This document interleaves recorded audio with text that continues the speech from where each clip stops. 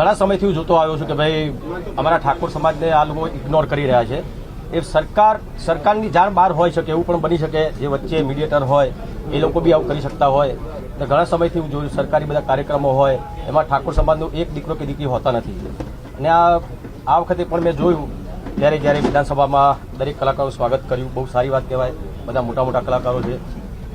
ત્યારે મારા બધા ઘણા બધા વડીલોના, મારા ઠાકોર સમાજના બધા ઘણા બધા ચાહકોના ફોન આવ્યા કે વિક્રમભાઈ તમે નથી ગયા?